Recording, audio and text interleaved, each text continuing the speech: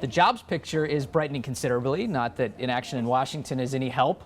Ahead of the November jobs report, which is coming Friday, Wall Street Journal's Neil Shah says the outlook for jobs is getting better, slowly but surely. Neil, good morning. Good morning. So, interesting, there really are four factors here that are improving the jobs the jobs prospect here. Talk about some of those. Well, obviously, people have been focused on the fiscal cliff and what that could mean for next year in terms of tax hikes and spending cuts. But slowly but surely, one thing that you are seeing is the job market improving. It's been pretty steady. It's been disappointingly slow, frustrating, but it is happening. And as we move into next year, as long as the fiscal cliff gets averted, i.e. we don't go off of it, there are several reasons to be optimistic. One being the housing market. I think a big issue for this year has been the recovery of the housing market. About 30,000, almost 30,000 construction jobs have been added since May. And if you look at the chart, it's not a great year, but then in the last 4 months, you've actually seen this uptick. And you could have a lot more of those jobs.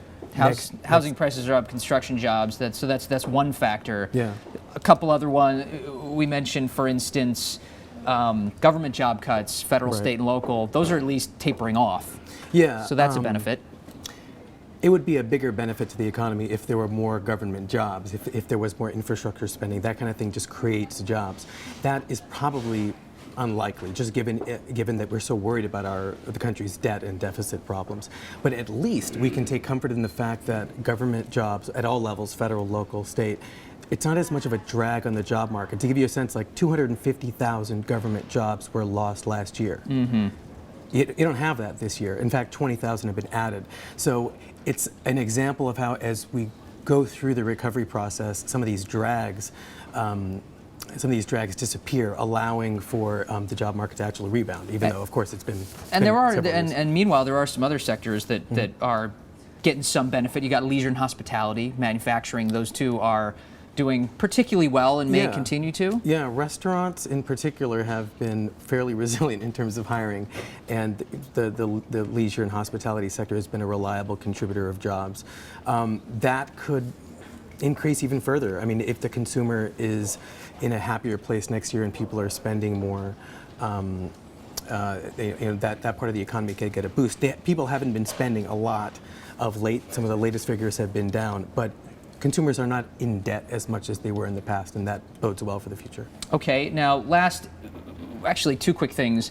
First of all, we've got the jobs report coming Friday. Right. It's going to be a particularly noisy report given this last month's storm, correct? It is.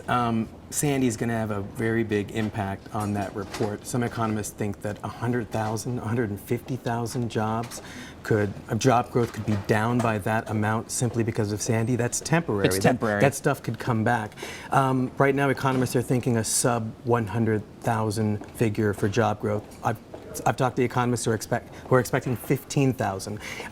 Economists might be kind of all over the place because this may be a difficult report to read for simply the fact that Sandy knocked the wind out of the Northeast and a lot of people lost their jobs as businesses went under, et cetera.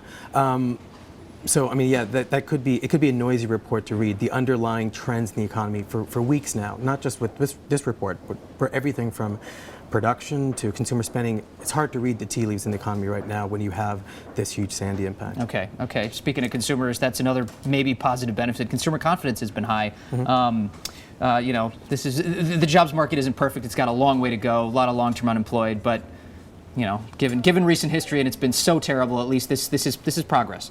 So yeah, and some of these factors are connected. I mean, the housing market is doing better.